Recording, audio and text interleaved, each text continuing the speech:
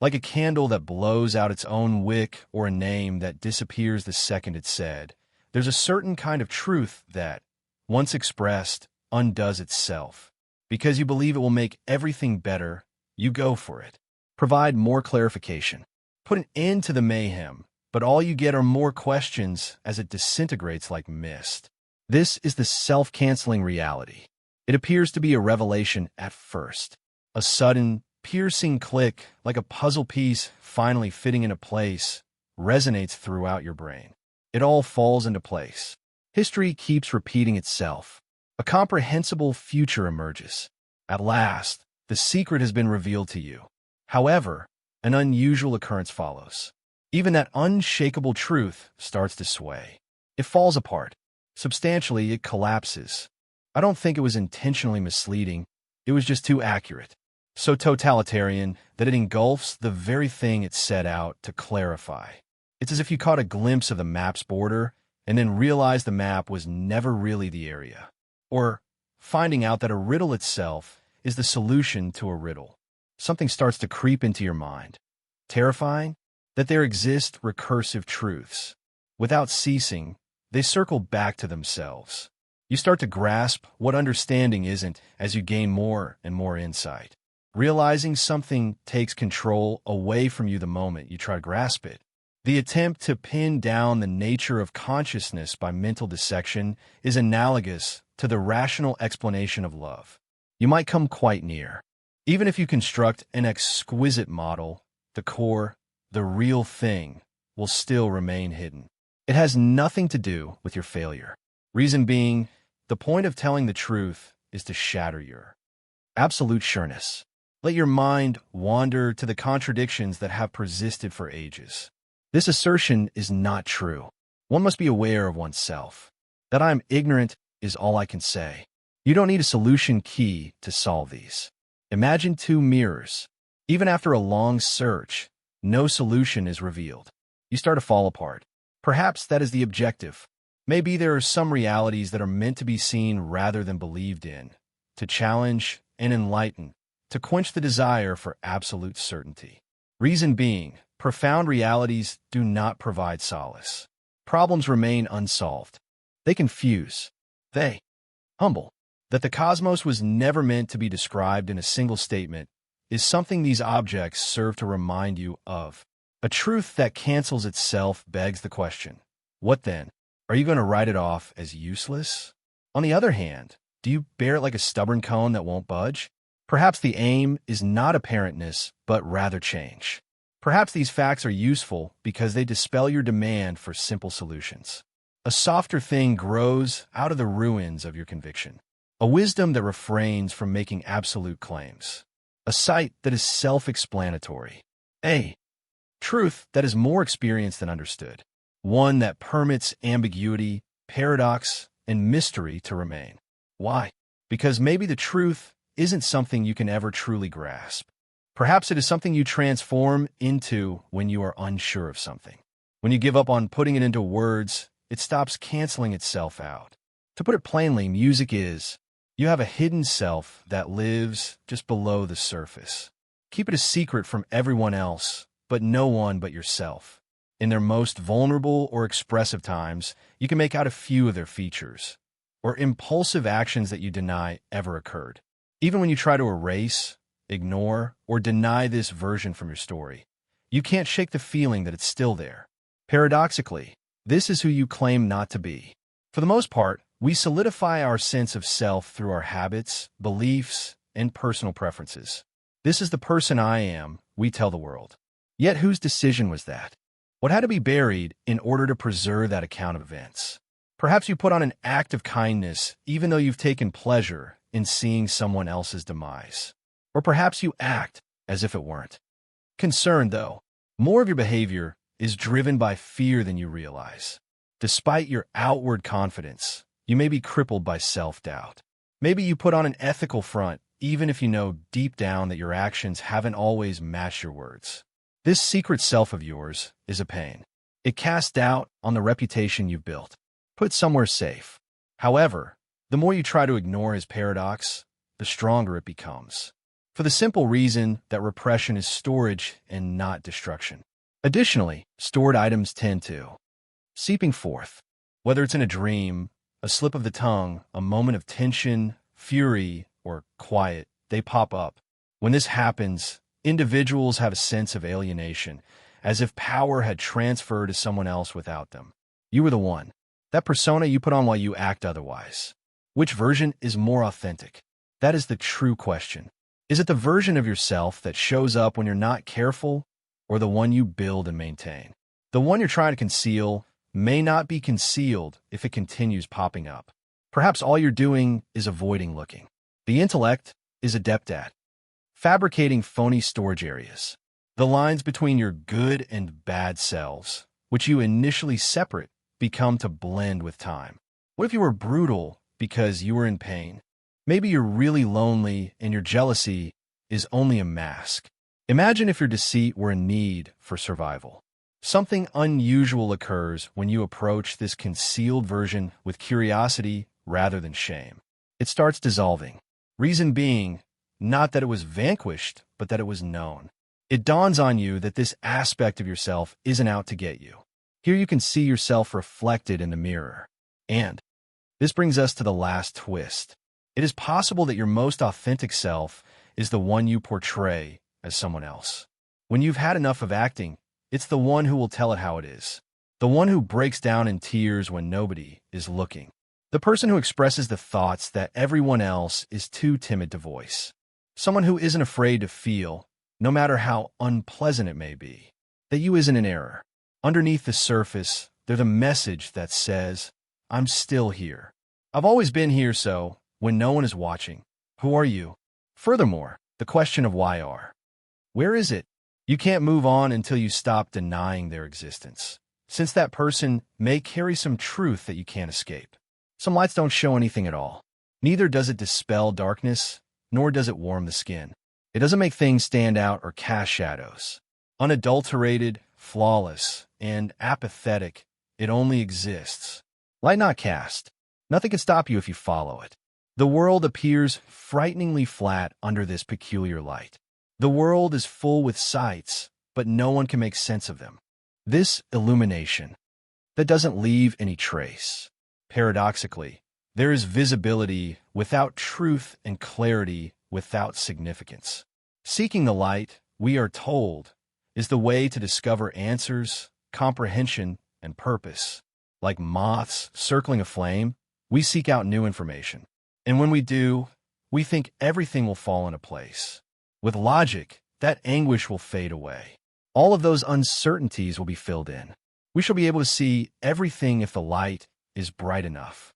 However, what if we get to the point of no return when we reach the light? What occurs when the space is?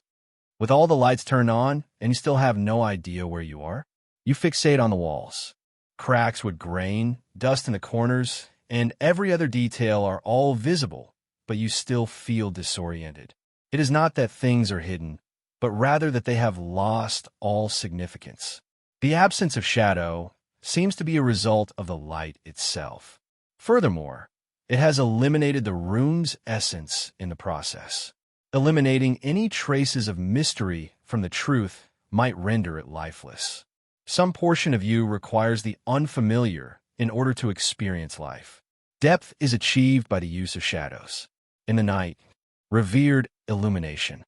Everything is flat, uninteresting, and unchallenging in a world devoid of contrast, tension, beauty, and choice. Envision a society where all feelings are defined, all actions are traced, and all spiritual desires are boiled down to chemistry and circuitry. Envision a world where the meaning of life is understood, where dreams are recorded, and where love is nothing more than the predictable rhythms of dopamine. Or would you feel empty and enlightened? Here we are in the snare of the shadowless sunshine. It assures brightness, but diminishing awe-inspiringness. The questioner is killed while replies are offered. It reveals all, yet you still feel invisible. Still, our fear of the dark compels us to keep heading in its direction. Terrible fear of what lurks within. Worry that the unknown may bring us pain, ruin, or an unpalatable truth. However, there are instances when the sheer lack of darkness is more frightening. The brightness might be blinding at times. With a light that shows everything, there is no hiding place. There is no calm place to grieve. No place is holy. In the face of doubt, it keeps on burning nonstop, and you start to fade away in the light of it. Named before you can utter a word, flattened and empty. Someone else's clarity makes you a character. Regarding this matter, though, I must disclose something. Shadows are cast by actual light. Mystery remains even after true illumination. It makes it deeper. You're not required to observe everything. It teaches you to observe, to feel, to inquire, and to question. Doing so also draws you in closer to the action's vitality. Most importantly, you want a light that lets you see just enough to proceed and abandons the remainder to the sacred shadows. The light that doesn't cast a shadow should be avoided. Although it appears to be true, it is actually meaningless. You might get a glimpse, but no understanding. Plus, it has the potential to show you everything but yourself. Can you remember a time when you recorded your voice and immediately recognized it wasn't you? In your mind, you have a voice that you use for things like reasoning, thinking, practicing conversations, and recounting your own life story. Where, however, was its origin? Who is the rightful owner of it? This exemplifies enigma of the impersonal voice. You take it as a genuine reflection of who you are only because you can hear it in your head. Keep in mind, things beyond your control influence that voice, its tone, the words it uses, and the language it speaks. Things like what your parents say, what teachers say, what friends say, and what society expects all play a role. They all work together to build your mental framework to a point where it sounded like you. Even if it might not have been you at all, just be yourself. It's distressing to think that your internal dialogue might actually be an echo chamber full of other people's thoughts and ideas, a voice that you've inherited and pieced together from bits of influence. The way you think is not a choice you made. The expressions your mind uses to cope with pressure are not anything you created. Even your worst worries were not intentionally molded into who you are. Through the crevices of your childhood, they were spoken to you and given to you. Unfortunately, they've started imitating your voice. On a deeper level, disputes with this voice are commonplace. There, you fix it. Because of it, you're hurt. You attempt to disregard it. How does that reflect on your character? How come you always find fault with that voice if it's yours? Who are you listening to if it isn't yours? As if coexisting with an untrustworthy yet strangely familiar storyteller were a daily occurrence. It may reassure you 1 second and cast doubt on your value the next, but eventually you come to embrace it as an integral part of who you are. It might not be, though. Perhaps it's a program that runs in the background, reiterating outdated ideals that no longer represent who you are becoming into. Understanding that your thinking self may betray you and that your voice might lie is an incredibly existential realization. Now for the exciting part.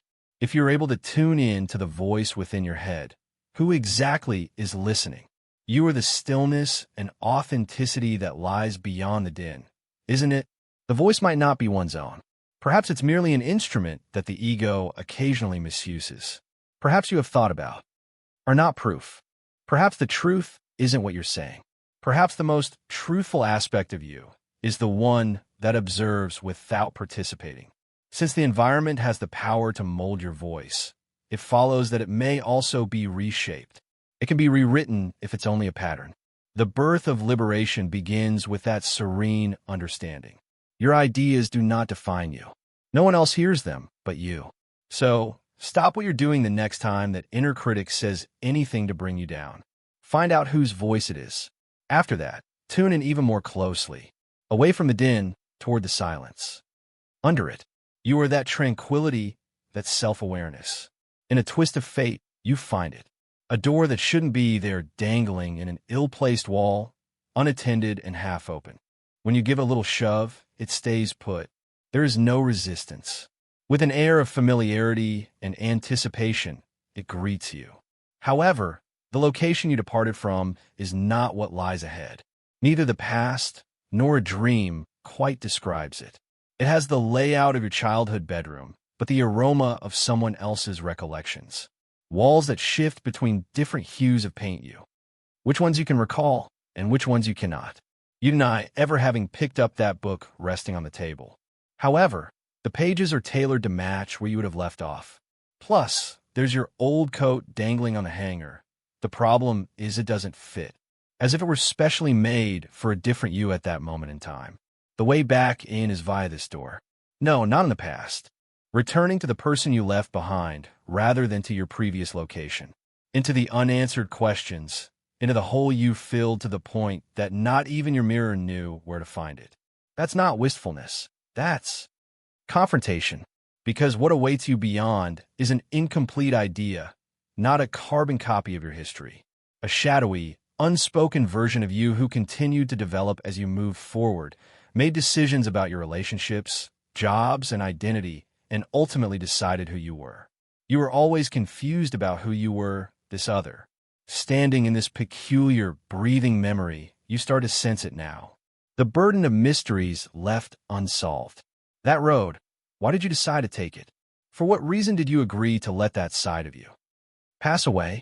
You were aware that something holy was beckoning you to remain. Why then did you depart? Nowhere was returned to you via the door. In that instant, you were transported back to the time when you turned your back on yourself. You attempted to provide an explanation, but there is no one to whom you must respond. Just a bunch of shelves crammed with stuff you left behind. Diaries brimming with unrealized dreams. Letters that you penned but failed to forward. Portrayals of lives destined to be lived in solitude. Your hands slip through your fingers as you extend to touch them. What they lack? Souvenirs. They reverberate. Symbols of potentials never fulfilled. It hits you at that moment. Never did the door open to the outside. Within, it was always patiently waiting. Whenever you experienced a sudden and inexplicable sense of loss, it didn't matter if you were in the middle of a crowded room or if you woke up from a dream plagued by what didn't happen. The door was always there. Returning inside was simply not in your plans. Still, you're here, not to make things right or get back what was lost, but to recognize the reality of the situation and your own existence. Let the fragments you departed with hold significance. You shouldn't have to go through the agony again just because they were nothing more than a curiosity. You have to see it for yourself. Nothing outside has changed as you return through the door. Ignoring, the world continues on. However, you feel a change on the inside. Your journey is now an integral part of who you are. You are also the things you pushed aside, the ideas you never gave form to, and the potential identities you dared to dream about before. The entrance remains in your wake. It might remain that way forever. Perhaps what appears to be a door is actually a mirror carrying what appears to be an invitation. A journey back to your potential self rather than your previous location. Staring into a mirror has a creepy quality to it, not because of its display, but rather its recollection. Envision a mirror that can recall each and every one of your past selves. Not only your current self, but also all of your past selves. Every ephemeral expression, secret breakdown, false grin, and muttered rehearsing. For a meeting or apologize. Picture a mirror that silently holds all of your selves, one after the other, like a stack of layers, and that never judges or forgets. However, there is a catch. You seem different now, don't you? You shaved your head. Your heart became hardened. You became better at playing the part. Still, the little girl who stood before it, chin smeared with toothpaste, is a memory that this mirror will never forget. The part of you that doubted everything is remembered by it. The one who practiced saying, "I'm fine," until it became second nature. It began to ring true. Just picture yourself staring into that mirror once more. Can you tell me what you're seeing? Am I seeing a projection that is based on every time it has recorded, or is it just your reflection? What you see might actually be a disturbing collage of your previous identities that silent memory has pieced together rather than the real you. Would looking into a memory-imbued mirror still make you feel like yourself? That is the paradoxical question. Or would it transform into something else entirely, something more genuine than you are? Stored information? This is the awkward part. A lot of the time, we fail to remember who we are. For the sake of our survival, We alter our memories, erase what we find shameful, and rewrite our pasts. However, the mirror would not. The argument you pretended didn't occur, the tears you blinked away, and the moment you failed to recognize your transformed self, all of these would be reflected in the mirror. The supernatural is not the focus. It delves into the psychological discomfort of being aware that something could hold onto the realities you opt to disregard. And this is the point at which you begin to spiral pattern. What if the image in your mirror is slowly changing? Not to reveal your current self, but to bring back a sense of your past self. What if the hazy melancholy you see in your eyes isn't really you right now, but rather a specter from a bygone era? You see, we are confronted with a terrifying notion when we look into a memory-capable mirror. Who we think we are could not be the whole story. We could be nothing more than reflections in the mirror, under the watchful eye of the one eyewitness who will never forget. The reflection shifts from a feedback loop to a static repository, a watchful eye on your mental development. When you look at it, it does more than reflect light. A reflection of change, emotion, regret, and time. This is something to think about the next time you're alone yourself and facing a mirror. In that mirror, which reflection are you seeing? Does it recall any information that you have accidentally erased from your memory? You have a companion who is always by your side. They remain silent and uninvolved, but they trail behind. Occasionally, you'll sense their presence, similar to the shadow of déjà vu looking at one's reflection. It fails to accurately portray your true self, an internal monologue that is nearly, but not quite your own. Ignoring your name, they know who you are. They are familiar with your routines, your fears, and your wants. The choices you never made, the roads you never traveled, and the lives you never experienced are all known to them. You are on the verge of becoming this stranger. A true version made from the moments you skipped over, the instincts you stifled, and the doors you never opened. Not a made-up version, not some faraway what-if. In an instant, with a quick look, during those moments of solitude, you rejected yourself, or worse, perhaps later on. They exist in the realm of what nearly was rather than in your history. Not maliciously, but with an air of familiarity, they continue to torment you. They have a way of popping up when you least anticipate them. Like when you watch someone risk something risky and wish you had done the same. Like when a song makes you feel like you're transported to an other time and place. When you awaken in a dream, feeling the pleasure, sorrow, or self-assurance of another person. Even while you're awake, it feels like loss. You are not furious with this stranger, with this unlived version of yourself. The individuals exhibit remarkable patience. They hum silently in time with your decisions. Something different, not better, not worse, but different could have happened. This is acknowledgement, not remorse. Both of you were on the verge of becoming the other. Whenever you hesitated on the brink of a fresh start, recall that time. In order to keep the peace, you ate your truth.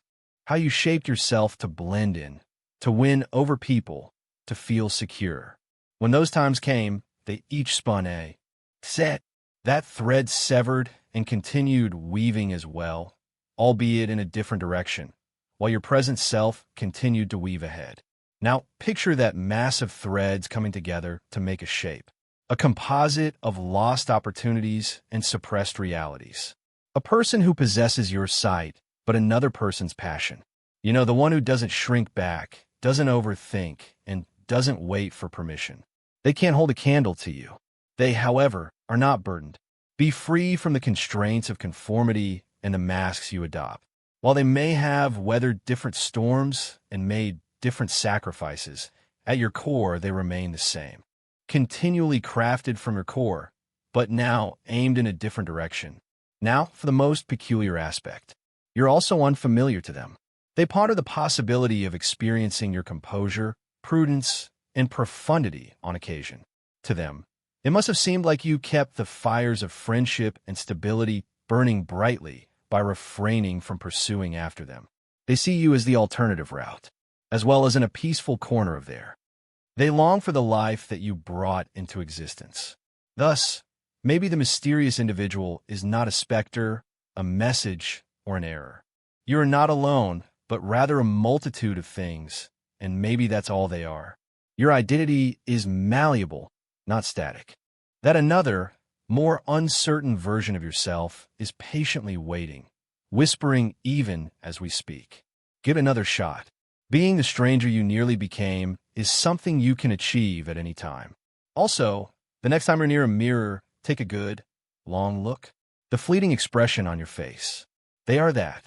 There you are, missing yet not forgotten. I am still here, patiently awaiting my turn to be chosen.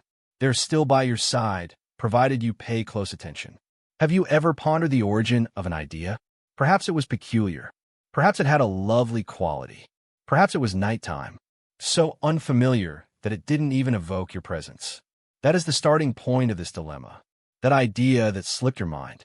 Mental control is something we like to think we have. The fact that we are the creators of our own thoughts, intentions, and inner monologue. However, in that case, why do ideas occasionally materialize from?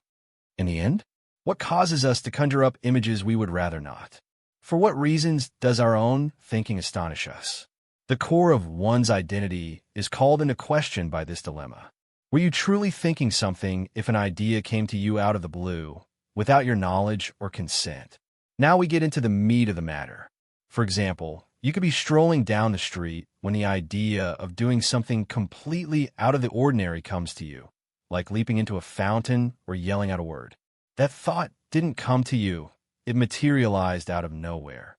As far as science is concerned, this is an intrusive idea. Yet this is a novel turn. The idea is up to you, whether it's intrusive or not.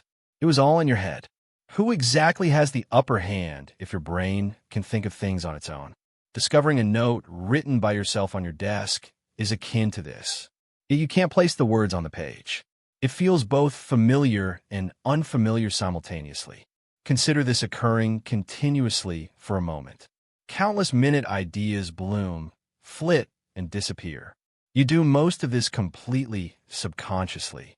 Someone else may be doing most of your thinking. Now, we reach a disturbing but intriguing inquiry. So, are you more of an observer or a thinker? Perhaps your thoughts flourish like wildflowers in a garden-like mental environment. While some are nurtured, others seem to materialize out of nowhere, carried by unknown breezes. Perhaps thought is more about choosing than production. Every concept does not originate from you. The important ones are the ones that stand out. What about ideas that don't seem familiar at all, like an outside voice or a dream that doesn't fit in? Would it be an error, a forgotten detail, a message from a realm of consciousness apart from your waking state? On the other hand, this is the terrifying alternative. Is it possible that it's just a different version of your thoughts? Possible you, an earlier you, or a parallel you?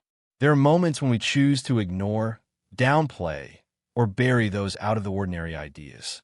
However, the paradox serves as a reminder that even our own disowned thoughts originated from within.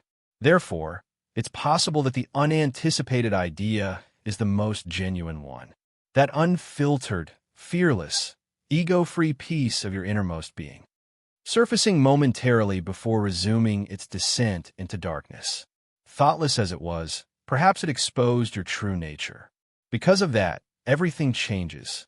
Having an observer that activates just when you shut your eyes is a particularly unsettling thought. Envision a space devoid of all human activity. No windows, doors, or noise, simply silence. Alone, you take a seat in the middle. In the stillness, your pulse beats alone. However, you can sense it. We're being watched. It opens the second you blink.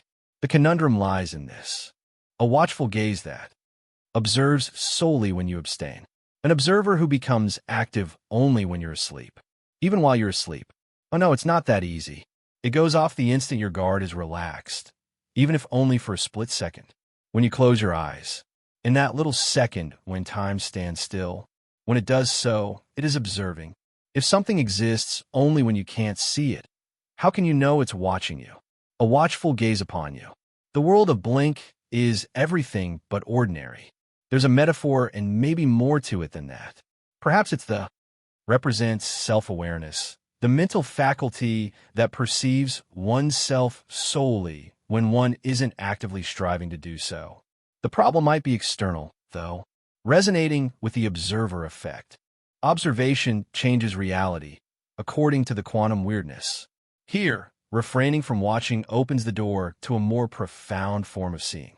It begs the question, what does it perceive? I don't mean how you look or how you act. It can read your mind and decipher your hidden truths, the things you don't want other people to know but yourself. It keeps tabs on your twitching muscles when the deceitful intellect of yours, when it detects a glimmer of fear, it immediately acts courageously. As it records, it also observes your true self. Each time your eyes glaze over is like a frame in a movie you had nothing to do with making. In secret, it creates a biography of you based on its own perceptions of you. It leaves you bewildered and slightly changed by what it saw, and by the time you open your eyes again, it has already departed. Consider the millions of times you've blinking today. Just how many moments passed you by without you realizing it? What could a wise, eternal, and unceasing gaze glean from those shards? Confronting the paradox just makes things worse. You dare it to appear by staring intently into the mirror, but just as you can't see yourself blink, you'll never catch it in action either. Catching a shadow in full light is like trying to catch an idea with an early frame. Even today, you can't shake the feeling, not of terror, but of that subtle, nagging sense that something understands you better than you do, by oneself. Somewhere between your perceptions sits an unseen eye.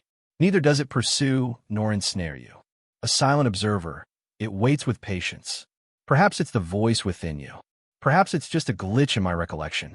Perhaps it's an older item, something intrinsic to reality that keeps an eye on the blind spots of conscious beings. But consider this. Would not be watching right now? You flinch.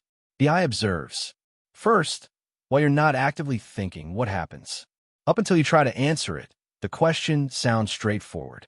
If one were to look at the mind, feels like a thinking machine, a river that is always running, moving from one thought to another, from one dread to another, from one memory to another, all the while surrounded by that relentless din. Could anything much more bizarre be occurring? A mind that is always there, even when it isn't thinking. Is it possible to be aware without rational thought? Would it be possible to be conscious if one could not hear their inner voice? Think about this. You seem to be sitting calmly, complete silence, devoid of thought or analysis. Despite this, you remain present, awake and alert, utterly absorbed. Your thoughts are still there, but they are different from how you normally process information. The conundrum lies in this. Existence of the mind is independent of thought, and there are instances when thinking gets in the way of being fully present. There is more to you than just your ideas. However, just the thought of it can break you. After all, what are you if you aren't the one who thinks? Many times, thinking is like proving your existence. The erosum kit. I believe, therefore I am. What if, however, dirt was mistaken? What if the real essence of existence isn't contained within mental processes, yet in quiet? But what if all that thinking is merely a facade, and the true you is the one who observes silently from beneath? When you consider that the majority of your ideas aren't really yours, the paradox becomes much more apparent. They spontaneously manifest. Your subsequent idea is not up to you. It seems to be unsolicited and frequently undesirable. Just by sitting quietly for a short while, you can see how your mind works. So, who exactly is in charge? Just picture yourself as the spectator, the unspoken bystander who underlies all expression, all feeling, and all. Be concerned. That self-awareness of yours lacks reasoning. It observes contemplation. The one that isn't thinking is the mind. Moreover, if you pay attention to it, even for a split second, things shift. Your mind is not a cog in the wheel of your life. You come to understand. This is a lens. It can also be broad or narrow in scope. It might be hazy when thinking or dazzling when being physically present. However, there is a catch. Your mind will grow increasingly noisy the more you seek stillness. Attempt to silence the mind only lead to greater disarray. getting a sneak peek at the let go entirely when one's mind isn't thinking. Like a mirror that reflects everything without clinging to anything. There is no effort or grasping required, only awareness. Something frightening might creep in when you're in that state. What does it imply about who you are if your mind can exist independently of thoughts? Nothing of the person you've spent your life creating out of ideas, tales, recollections, and convictions remains in this peculiar stillness. Nothing except empty, living, conscious space. Do you remain the same or transform into someone else when one's thoughts wander? Does not. For some, this is the pinnacle of reality. When one's thoughts cease to exist, they cease to warp reality. It's having an unfiltered, judgment-free view of it, free from filters and the continual urge to narrate. Your problems will remain unsolved. It doesn't provide an explanation for the cosmos, but it does show you that ideas aren't the same as reality and that your innermost self exists outside of language. Thus, keep this contradiction in mind the next time you find that your thoughts won't go away. In the space between ideas, you could find your authentic self. That was always there, completely unconcerned with your thoughts. You put on a smile, not to impress other people, but to make yourself feel good. An automatic response, a facade, or a subtle lip curve that aims to assuage your concerns. Now, this is where things become weird. Even when your heart seems to be crumbling, there are moments when a grin comes. That smile keeps popping up, not because it's joyful, but because it's habitual, even when you're feeling down in the dumps, emotionally and physically drained from pretending. Herein is the contradiction of the self-deceiving grin. It's the first grin. For reasons of survival rather than joy. Smiling is a way to send a message to the world that everything is all right, even when you're secretly telling yourself, I'm not. What's even stranger is that you're fooling yourself when you smile. Pain teaches us to smile. We are encouraged to have an optimistic outlook, to pretend until we succeed, and to be resilient. As time goes on, it becomes harder to distinguish between acting and truly believing. You start to believe what you say. When you look at yourself in the mirror, you see a tolerable person, but there's a hidden surface. Your thoughts convey a different narrative. Rest assured, the deception is not intended to harm anyone. It serves as a shield. A person's mentality is attempting to protect itself from the crushing sadness it is experiencing.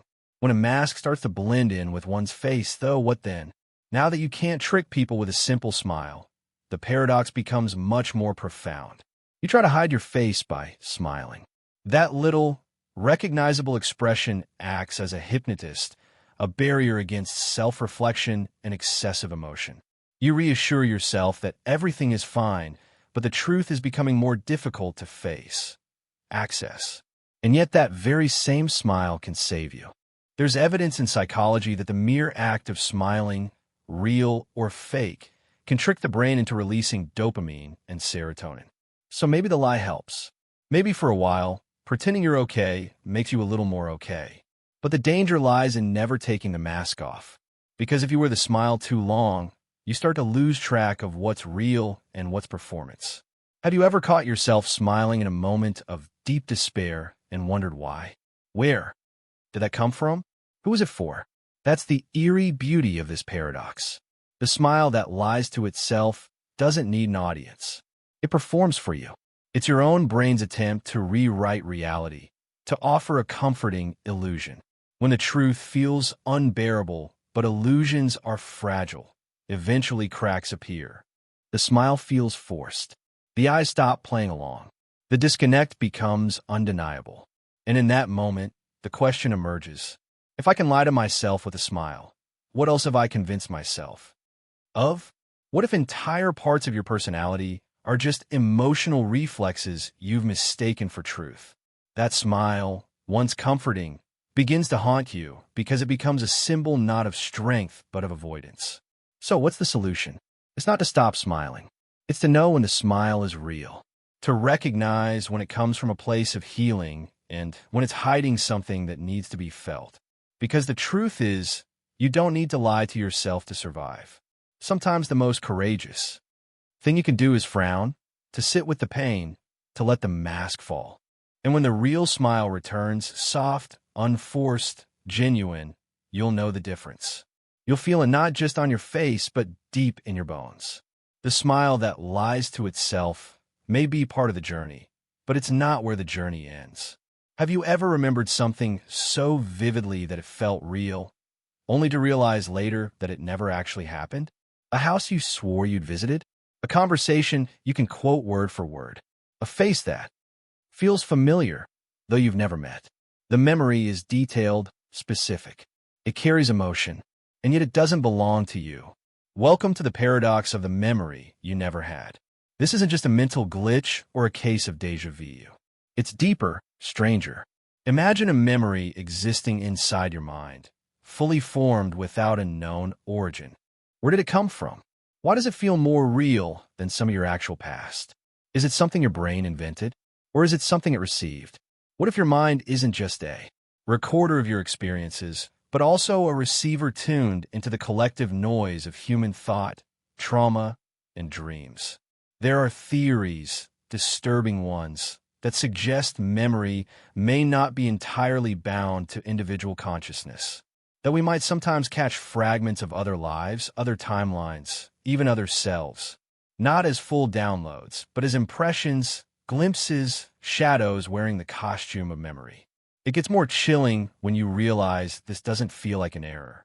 It feels intentional, like your mind needs this memory for something, as if it has been installed with purpose. You start to question, is this borrowed memory a warning, a reminder, a leftover from a version of you that didn't survive? Maybe you dream about drowning, but you've never been near the ocean. Maybe you feel the loss of someone you've never met. Maybe you can picture a city you've never visited, right down to the sound of its streets. Why is your brain just making it up? Or is something leaking in through time, space, or the cracks in your own identity? And if one memory doesn't belong to you, how many others might also be imposters? Think about how much of your identity is built on memory. Your decisions, beliefs, fears, all scaffolded by what you remember. But if even one memory is false, the structure begins to shake. You're no longer the person who went through those experiences. You're someone who believes they did. The paradox cuts deeper. If a false memory shapes your real self, is it really false? Let's say a memory made you kind or closed you off, or taught you to protect yourself. Even if it never happened, its effect did. So which matters more? The truth of the event or the truth of its impact? The memory you never had is no less powerful than the ones you trust. And maybe, just maybe, the mind doesn't care whether it's true or not. It only cares whether it's useful, whether it helps you survive, evolve, or cope. Or maybe the mind doesn't care, and you're just a passenger inside a constantly shifting narrative, piecing together a self for moments, both real and imagined. So next time a strange memory drifts through your mind, don't be so quick to dismiss it. Ask instead, who does this memory belong to, and why did it choose me? Have you ever felt something so specific, so piercing that no word could describe it? A sensation that lives somewhere between nostalgia and dread, between warmth and loss, a feeling with no label, no shape, no name. That's the paradox of the feeling without a name. We live in a world obsessed with definitions. Emotions are categorized, diagnosed, and dissected into lists. Happiness, sadness, anger, fear. But what happens when what you feel doesn't fit any of those? When it hovers at the edge of language like a ghost you can sense but never see. Some cultures have words for emotions we don't name. Sa in Portuguese, a deep yearning for something that may never return. Mono-aware in Japanese, the gentle sadness of impermanence. Hirith in Welsh, a longing for a home that may never have existed. But even those fall short of this paradox because sometimes the feeling is so uniquely yours that no word could ever reach it. It's not just emotion. It's memory, imagination, instinct woven into a single flicker that disappears the moment you try to grasp it. Where does it come from? Perhaps it's the residue of forgotten experiences, past lives echoing in the nervous system, leaving behind fragments we don't recognize but still feel. Or maybe it's the emotional version of déjà vu. Not remembering a place, but remembering a state of being your conscious mind has never experienced. And here's the strange twist. The moment you try to explain the feeling, it slips through your fingers. Like trying to describe a color no one's ever seen. The words flatten it, reduce it, so you stay quiet. You carry it with you like a secret no one else could understand. Not because they don't want to, but because they simply can't. This feeling becomes a kind of hidden language between you and yourself. And yet, paradoxically, it connects us because even if are unnamed, feelings are different. The experience of having them, the ache of knowing something wordless lives inside you, is universal. Everyone walks around with emotional ghosts that haven't yet found a voice. Maybe that's why art exists. Music, film, poetry. Not to label emotions, but to give them a shape, a mirror for the feelings language has failed. You see a painting or hear a song and think, yes, that's it. Not because it gave you a word, but because it recognized you. And still the question lingers. If a feeling has no name, is it less real or more? Does naming something give it power or take power away? Is the mystery itself part of what makes these unnamed feelings feel more alive, more sacred? Maybe they're not meant to be solved. Maybe they're reminders that not everything about being human can or should be defined. So the next time you feel something that refuses to be named, don't rush to silence it. Don't force it into a box it doesn't belong in. Sit with it. Let it live. Let it teach you something language never could. Some feelings were never meant to be understood, only felt. And that's what makes them unforgettable. Every story we know, every journey, every life has a beginning, a middle, and an end. But what if the end was just the beginning disguised? Welcome to the paradox of the ending that starts again. It begins fittingly with endings. Endings feel final. A full stop, a curtain call. But look closer and you'll see that endings are never truly alone. Every time something ends, something else begins. A breakup ends a relationship and begins a new sense of identity. A death ends a life and begins grief, memory, or even belief in what lies beyond. Even the universe plays this trick. Scientists believe the cosmos might not expand forever. It could collapse and restart in a cycle called the Big Bounce. If true, the end of this universe might just spark the beginning of another. But let's bring this closer.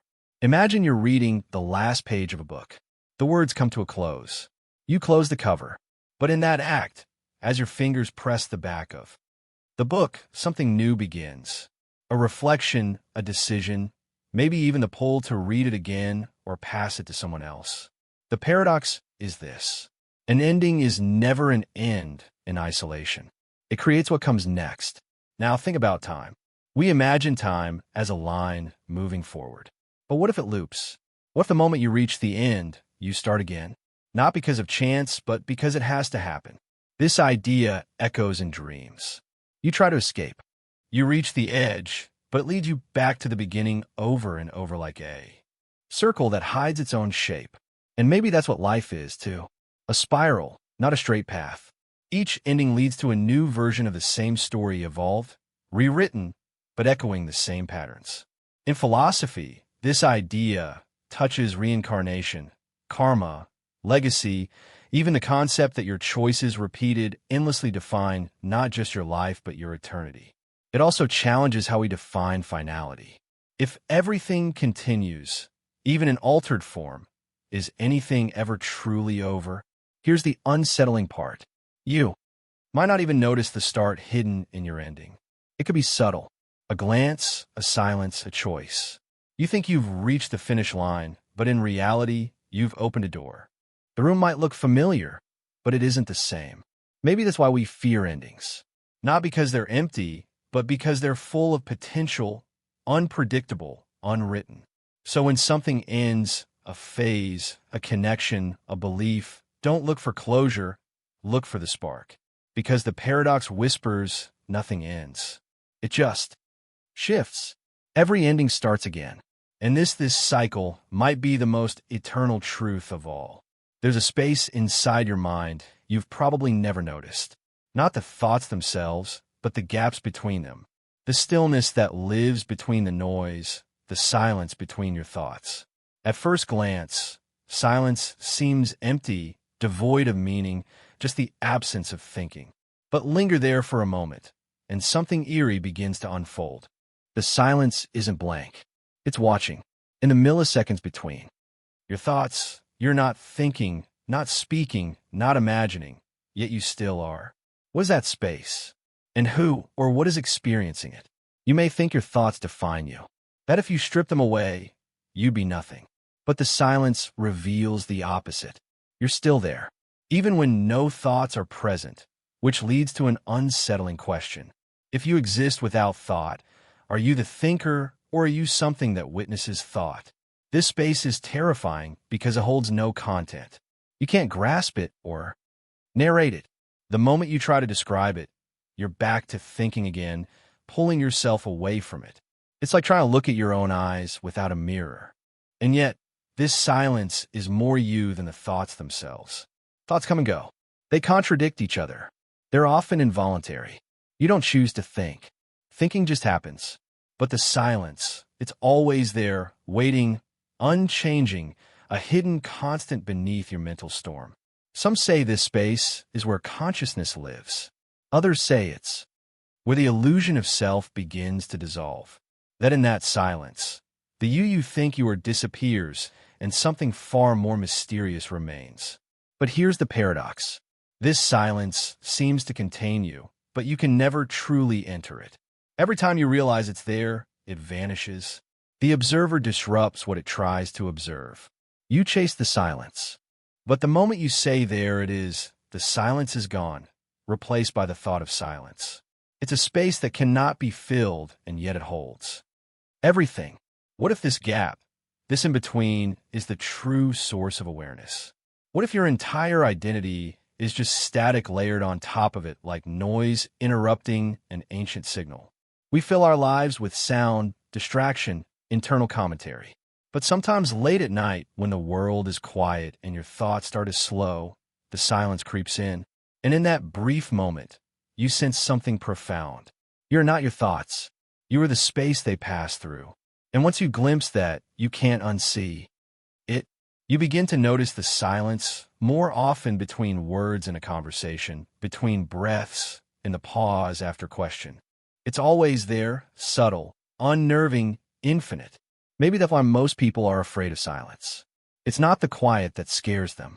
It's the confrontation with something deeper, something formless, something that doesn't play by the rules of identity, something that remembers when you forget who you are. So next time your mind goes quiet, don't rush to fill the void. Listen to the silence between your thoughts, not with ears, but with awareness. Because what you find there might not be nothing. It might be the only thing that's real. There's a version of you that never stopped drawing, one that didn't abandon the piano, one that confessed that feeling, one that turned left instead of right. Somewhere in the dust behind each decision you made lies a life untouched, still breathing, still watching, still waiting. We speak of regret as if it's something to be healed, but regret is not just about choices made. It's about paths unwalked, lives unlived, selves unborn. It is the subtle grief for the you who almost existed. And sometimes that grief whispers louder than memory.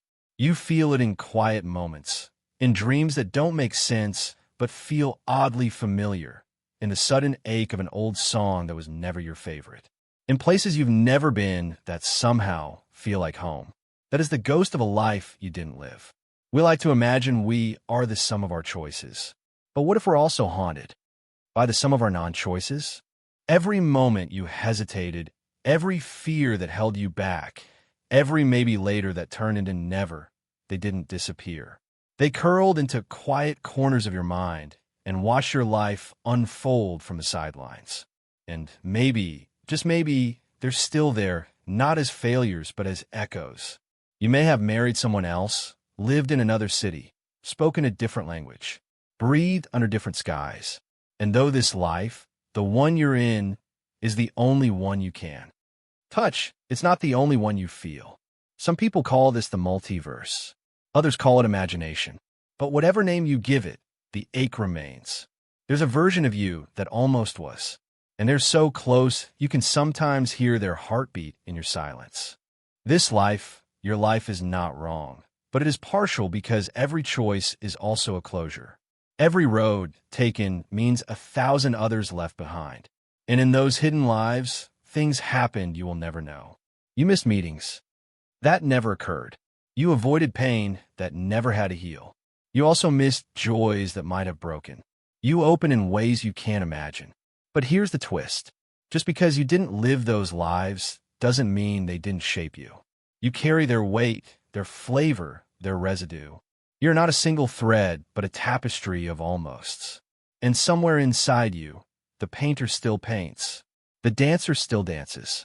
The rebel still rebels. The lover still risks it all. They never left you. They became you. So the next time you feel the sting of paths not taken, don't rush to bury it with logic or guilt. Let ache. Let it speak. Because that ache is not your enemy. It's your reminder that you are vast, that the possible never truly dies, that somewhere inside 1,000 versions of you still breathe. And maybe, just maybe, it's not too late to become one of them.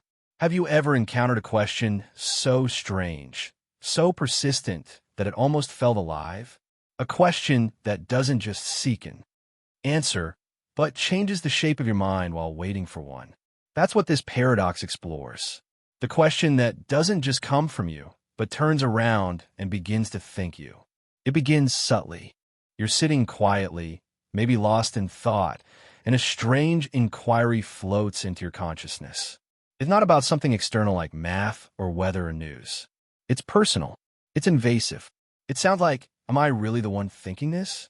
At first, it seems like any other moment of curiosity, but then it loops. It refuses to go away. It repeats, not to be solved, but to be experienced. And in time, it stops feeling like a thought you had, and more like a presence observing you having thoughts. That's the paradox. You're the thinker, but suddenly you feel like the one being thought. It's a reversal of roles. The question doesn't wait passively for you to solve it. It takes on a life of its own. It burrows deep into your awareness and begins to change how you perceive everything. It watches you from inside. You don't just ask it. It asks you back, what is this strange force? It might be compared to a mirror, but one that reflects not your appearance, but your inner dialogue. Every time you approach it with logic, it slips away into abstraction. Every time you try to ignore it, it flares up in the quiet moments. It doesn't want to be answered. It wants to undo your sense of control. And that's what makes it so powerful.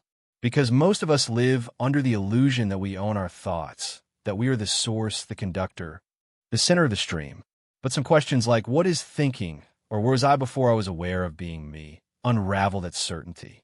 And if you stare too long into that unraveling, you start to realize you're not having thoughts. Thoughts are having you. It's disorienting, even frightening. But there's a strange kind of clarity in it too, because it reveals how little of what we think we are is actually stable. Language gives us tools to navigate the world, but some questions shatter those tools. They don't want answers. They want surrender. They want you to admit you don't really know what you is, that you've built an identity out of remembered stories, echoed voices, inherited beliefs. And when that identity starts to crumble under the pressure of a question you can't silence, what's left? A raw kind of awareness. The paradox here isn't just about the question itself. It's about what it turns you into. A witness, a listener, a space in which thought occurs, but no longer has a clear source. And in that space, the boundaries blur between the one who asks and the one who is asked. So next time a question visits you in the quiet, don't try to conquer it. Try to feel it. Notice how it watches you back, how it exposes your assumptions, how it lingers, not to be solved, but to be lived. Some questions don't lead to answers. Some questions are the answer, because in trying to understand them, you discover that what you are is not the thinker. You're the thought being thought. There's a peculiar silence in the future. Not the silence of peace, but of absence. Not of tranquility, but of erasure. Imagine walking into a place you were always meant to reach, only to find that it no longer recognizes your existence. No footprints in the soil, no whispers in the air, no echoes of your name in the distant hum of time. The future has arrived, but forgot to bring you with it. You were told your choices would carve the path forward, that your dreams, your struggle, your time would accumulate like layered sediment, forming the ground of what's next. But what if the future doesn't? Remember the hands that built it? What if it's a corridor of doors you never opened, timelines you never touched, and lives you never lived? You stand at the threshold, waiting for something that no longer waits for you. This is not regret. Regret assumes memory. This is dislocation, being out of sync with what was once yours. You see technology shaped by thoughts you never had, societies moved by values you never shared, and a world humming a language you never spoke. You were part of the blueprint, and now, you're not even in the margins. Perhaps the future didn't forget you maliciously. Perhaps it simply reorganized itself. A minor fluctuation, a missed opportunity, a conversation never had, a decision delayed by a day. Time, you see, is cruel in its sensitivity. 1,000 potential futures collapse for every second lived.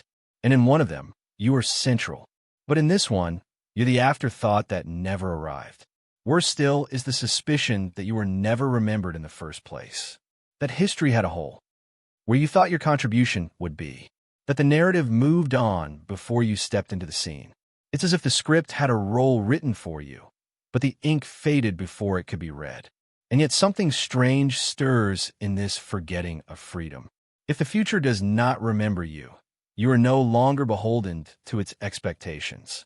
You are a ghost unchained by prophecy, a traveler no longer bound to the roads drawn by others. When a story forgets the character becomes the author. When destiny dissolves, something raw and terrifying emerges.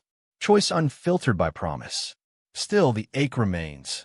The quiet grief of knowing that the world moved on without you, that the stars aligned for someone else, that your shadow never fell across the field you once dreamed of harvesting. But then, what is more human than being misplaced in time? What is more honest than standing in a future that forgot your name, whispering it back into the void? Because maybe forgetting is not the end. Maybe it is the beginning of remembering yourself. There are places in your mind that you've never seen, yet somehow they feel familiar.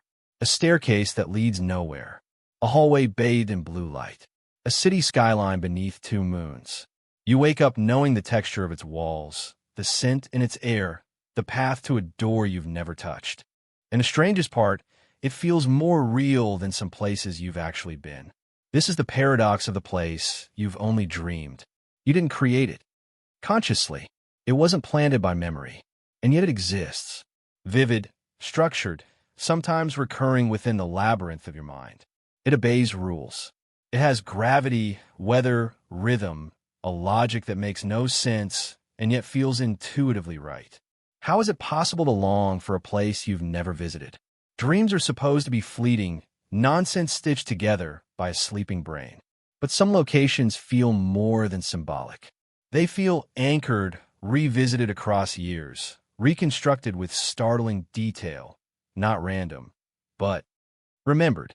So where do these dream places come from?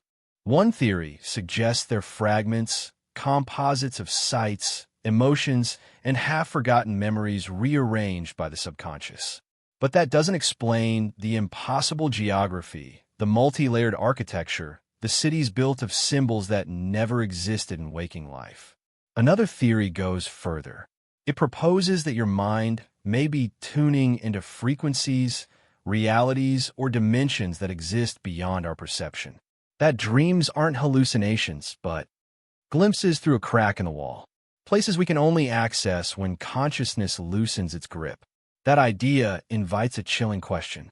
What if these places are real but unreachable? You remember them like homesickness without a source, a sense of belonging to something you can never return to. And what does that say about identity? If your heart aches for a land you've never touched, does that make it less meaningful or more? And here's where the paradox deepens. Imagine waking up one day and stepping into one of those dream places. You recognize every corner, every detail exactly as it appeared in sleep. Would you trust it? Would you accept it as real? Or would you question whether you're awake at all? And if you never leave, if your mind chooses the dream over the waking world, what does that mean for your sense of truth? Maybe these places represent more than environments. Maybe they're emotional landscapes, symbols for who you could have been, or who you once were in a version of reality you forgot. Maybe the longing is not for a place at all, but for a self untethered by rules, a self that remembers something this life forced you to forget. So next time you wake up in that half second of stillness, before the alarm, before your name returns, pay attention. Listen to the architecture of that place. Walk its roads. Feel its impossible familiarity. It may not be real, but it's not random either. And sometimes the places you've only dreamed are the ones that know you best. There's a strange weight in the decisions we never made, not the ones we regret, but the ones that almost happened. The choice you didn't make, the road you didn't take, the version of yourself that could have been but wasn't. What if every moment of indecision created a fracture in time? Imagine a split in the timeline, one where you said yes instead of no, stayed instead of leaving, spoke instead of remaining silent. That other you, the one that made a different decision, continues living in some quiet parallel, untouched by your current reality, and yet haunting it all. The same. Because here's the paradox. The choice you didn't make can shape you just as powerfully as the ones you did. You didn't move to that city. You didn't say, "I love you," when you should have. You didn't stand up for yourself. You didn't take the risk. And still those non-choices whisper through your mind late at night, like ghosts at the edge of your memory. Not fully real, not fully gone. You think about the job you turned down, the person you almost became, the sentence you almost said. That could have rewritten everything. We're told that our identity is defined by our actions. But what if part of who you are is also made up of the absences? The doors you closed before you looked inside. The silence that took the place of a scream. Sometimes the most pivotal moments of our lives are the ones we don't even notice as they're happening. The missed phone call. The day you didn't go. The opportunity that came and passed quietly without fanfare. The thought that flickered and died before it became a decision. In retrospect, they feel monumental, like the universe was testing you, and you didn't even know it. And yet, here you're reading this, breathing, living the life created by all those non-choices. That means something, but it also raises a question.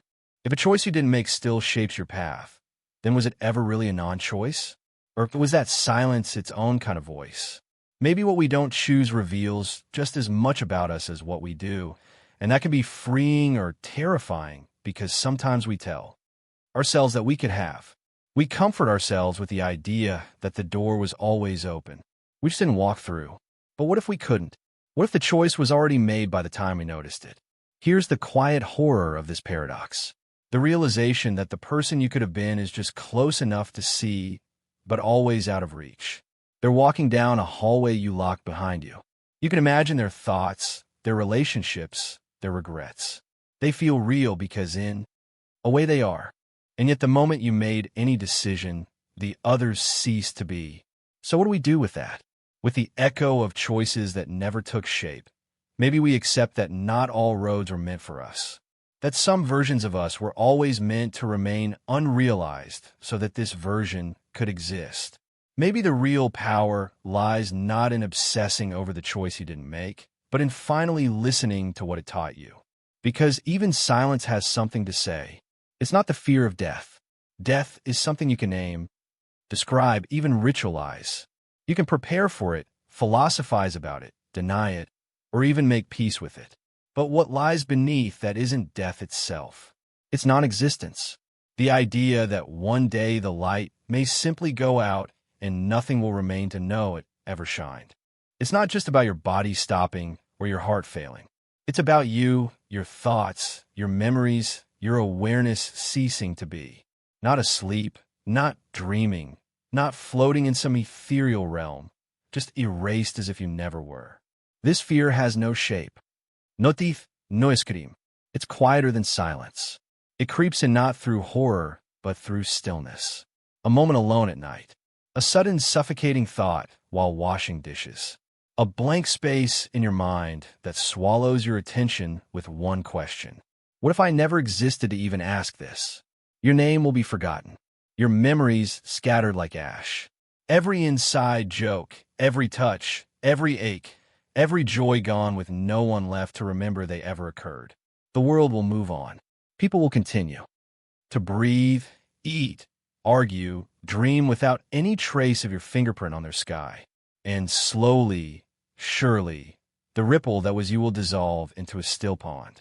That's the real fear, isn't it? Not that life ends, but that it might not have meant anything at all. We build monuments to our existence, photos, stories, digital profiles. We speak, we share, we perform. We leave marks in the hope that something, anything, will remain, that someone will remember, that our lives will echo just long enough to outpace the silence. But deep down, we know the silence is infinite, and we are not. So what do we do with this fear? How do we move through life knowing that everything we love, everything we are may one day be swallowed by the void without leaving even a trace of its echo behind? Some deny it, distract themselves with routine, noise, ambition. Others spiritualize it, believing that consciousness transcends the body, that something eternal watches from behind the veil. Some find meaning in creation, pouring themselves into art, ideas, children, hoping those things will outlive them and speak their names when they no longer can. But no matter what we believe, the fear still returns. It doesn't knock.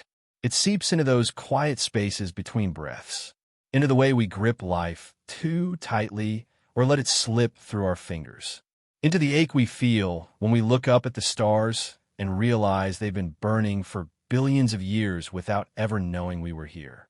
Yet maybe the fear isn't a flaw. Maybe it's a compass. Because to fear not existing means you care that you do. It means you recognize the rarity, the preciousness of being conscious in this vast, cold universe. It means that in a reality where non-existence is the default, your simple act of being is already an act of defiance, a spark in the void, a sentence in the silence. So yes, the fear remains. But maybe that fear is not there to paralyze you. Maybe it's there to awaken you, to remind you that in this fleeting moment where the universe looks through your eyes, you are real. You are here, and perhaps that is enough. There's a version of you that never left the room. Not physically, but in a deeper, stranger way.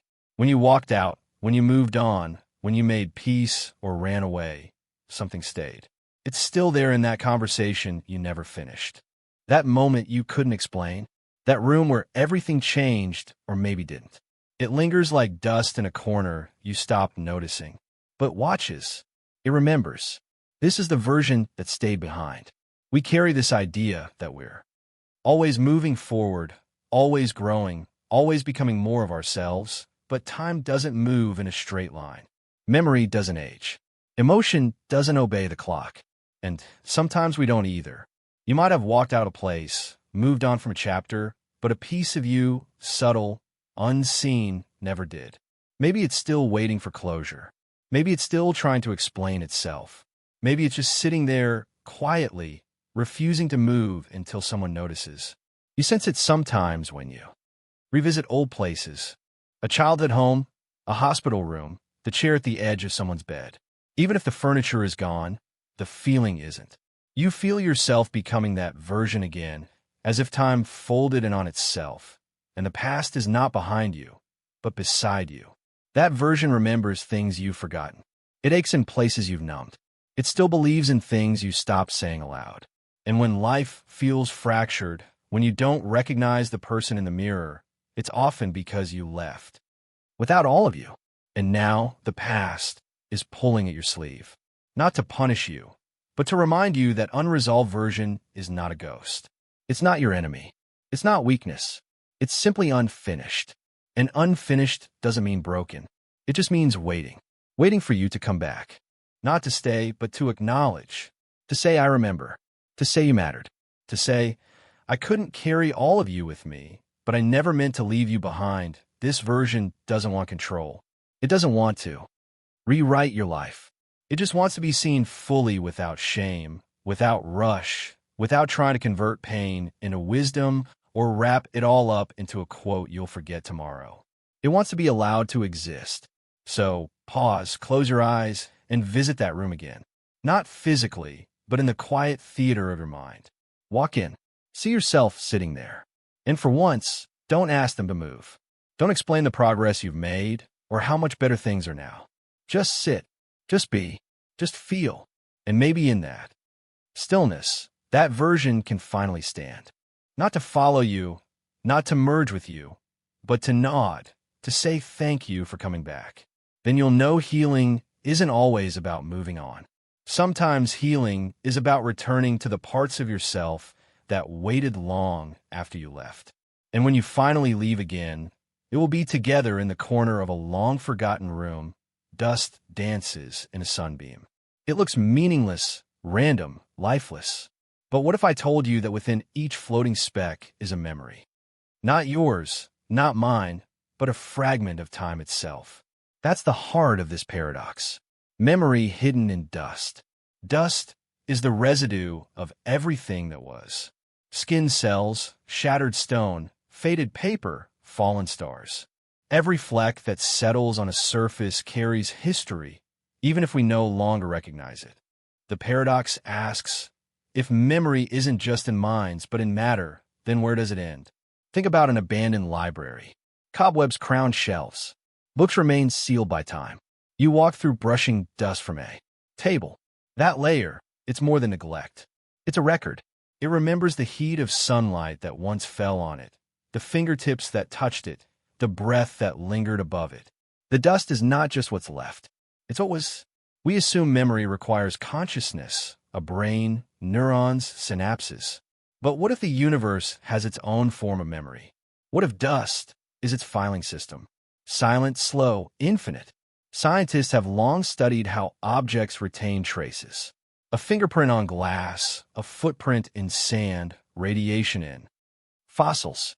But what if even more is preserved? What if memory is embedded at the atomic level, and every particle carries a faint echo of what it once witnessed? A particle of dust on your desk may have once floated through a battlefield. Another may have clung to the robe of a monk 1,000 years ago. You'll never know, but it knows. The paradox becomes sharper when we introduce the idea of forgotten knowledge. Civilizations lost to time. Languages erased. Cultures burned. Where did that knowledge go? If memory truly vanishes, it's gone forever. But if it hides in dust, in relics, in the spaces we ignore, then it's simply waiting to be uncovered, or maybe waiting to return. There's a kind of sacred stillness in old places, not just from age, but from density, the accumulation of presence. You're not just standing in a room. You're standing in layers of time. Every inch carries the impressions of those who came before. Their footsteps, their breath, their sorrow, their laughter dissolve now, yet somehow suspended in air. You can't touch these memories directly, but sometimes when the light hits just right, when the dust spins slow and golden, it feels like something is speaking. Not in words, but in atmosphere, in weight, in resonance. You feel it. A moment that isn't yours, but still remembers you. And maybe that's the ultimate twist. The dust remembers you too.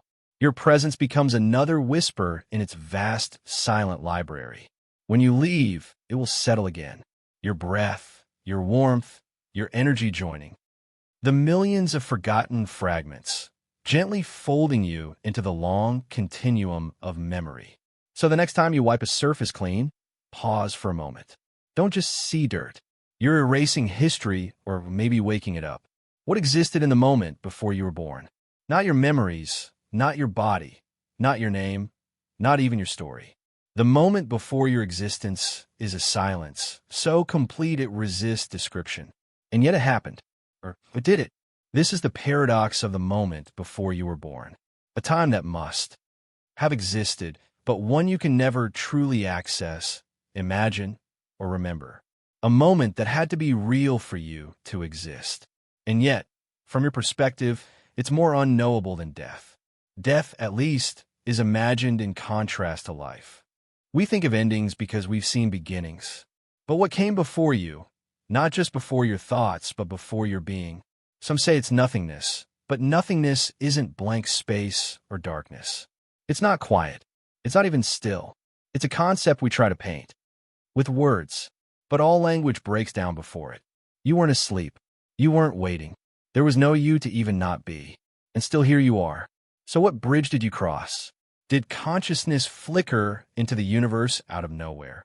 Or were you always part of something dispersed like stardust before becoming a self? Here's where it gets stranger. If you were never conscious of the moment before your birth, what separates it from the moment after your death? If time for you began with your first breath, is your personal universe only as old as your awareness? Is the Big Bang real if you weren't there to witness it? Or did existence in some strange way begin when you began noticing it? And what about all the things happening before you arrived? Wars fought, people loved, galaxies spinning. Did they really happen to you? Or are they just stories handed down, reconstructed in your brain? You remember your childhood. You imagine your future. But the moment before birth remains a blind spot, so vast it might as well not exist. And yet it is the foundation upon which everything you are is built. So here's a question that unravels even the most grounded mind. If you can never touch that moment and never know that time, what part of you ever truly started? Was there ever a clean beginning? Or are you simply a continuation of something eternal that occasionally forgets what it is? Because maybe you weren't created in that moment. Maybe you were only revealed. And in that case, birth wasn't the beginning. It was the remembering. Remembering so total it felt new. The paradox holds steady. The moment before you were born isn't empty. It's full of questions you're still asking. And maybe the moment before any beginning is not about what comes next, but about the space that makes becoming possible. So next time you wonder who you are, pause and look back. Not at your past, but at that impossible moment behind you. The one with no memory, no thought, no self. Yet somehow it led you here. And in that silent mystery, you might find a soft echo of a truth too big to name. It begins quietly. A single thought, nothing dramatic, just a flicker in the static, a whisper between blinking lights. Maybe it comes during a conversation or while brushing your teeth, or just before sleep wraps its fingers around your awareness. It seems harmless at first, forgettable even, but it lingers and then it loops. You try to dismiss it. You tell yourself it's nothing. A mental echo, a loose wire, but the thought is patient. It doesn't demand your attention. It waits for silence. And the moment the world comes, there it is, unchanged, uninvited, unresolved. It doesn't shout. It repeats. The thought that won't go away is not loud. It's persistent, and its persistence begins to alter things. You change the way you think around it. You build walls of distraction, root conversations, keep your mind busy because you know the second you slow down, it returns. A quiet presence behind your eyes, tapping gently on the inside of your skull as if asking, "Remember me?" It could be a question you never answered, a truth you never faced, a fear you refused to name. It may not even make sense to you anymore. But sense isn't the point. Weight is. And this thought is heavy. What's strange is how such a small thing begins to shape your entire mental landscape. It's like a single grain of sand in your shoe. It shouldn't matter, but every step reminds you it's there. You change your walk, your posture, your route, and soon your entire journey becomes a response to something so tiny yet so inescapably present. People around you might not notice, but you do. You feel the way you pause before speaking, editing yourself. Subconsciously, you sense the strange gap between your laughter and your thoughts. You know you've started measuring time by the distance between distractions, anything to postpone the next return of that same unrelenting idea. But what if the thought is not a parasite? What if it's a signal, a truth you're not ready for, disguised as irritation, a lesson wrapped in discomfort? What if this thought keeps coming back because it never actually left? You did, and now it has found its way home, knocking softly, persistently at the door of your denial. You consider listening not because you're ready, but because you're tired. Tired of circling it without looking, of avoiding something so familiar it already lives in your reflection. So one day, without ceremony, you stop running. You sit and you let the thought speak. It doesn't shout. It never needed to. It simply unfolds slowly, painfully. It brings with it memories you buried in metaphors, feelings you edited out of your story, choices you dressed as accidents.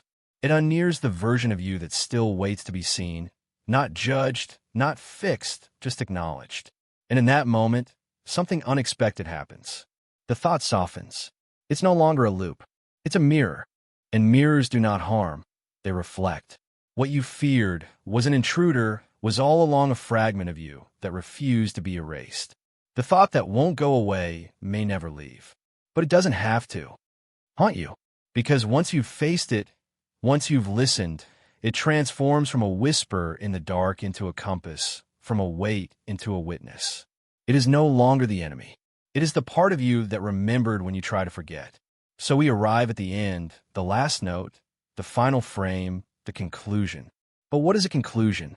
Is it a moment of peace or a silent lie we tell ourselves to stop asking questions? Welcome to the paradox of conclusion. We chase conclusions everywhere in stories, in science, and philosophy. We crave them because they feel safe, final, clean, like the last puzzle piece finally snapping into place.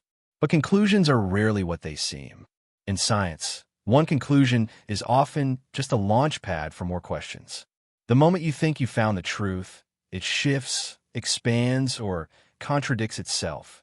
What was once solid becomes fluid. The atom was once indivisible. The earth once flat. Each conclusion we held turned out to be a stepping stone towards something more complex. In life, conclusions never come alone.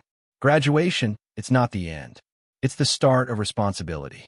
Retirement, not a conclusion, but a redefinition of purpose. Even death, the ultimate full stop, is not always seen as an end. In beliefs, in legacy, in memory, it lingers, echoes, inspires. So perhaps the paradox is this. A conclusion is never truly conclusive. It only feels final because we decide to stop looking beyond it. Now, think of stories. How many books end with a twist that reopens the narrative? How many films leave you wondering what really happened? And how many moments in your own life have you labeled the end only to realize later they were transitions in disguise? Here's a deeper layer. What if the conclusion is a mirror? Not a destination, but a reflection showing you where you've been, but never quite where you're going. It gives the illusion of closure while quietly setting up the next act. Even language betrays this idea. The word conclusion comes from Latin concludere, to shut up, enclose, or confine. But can you truly confine thought or curiosity or existence? Some philosophers argue that true conclusions don't exist, only pauses. Moments where we agree to rest before resuming the endless cycle of seeking, doubting, and rediscovering.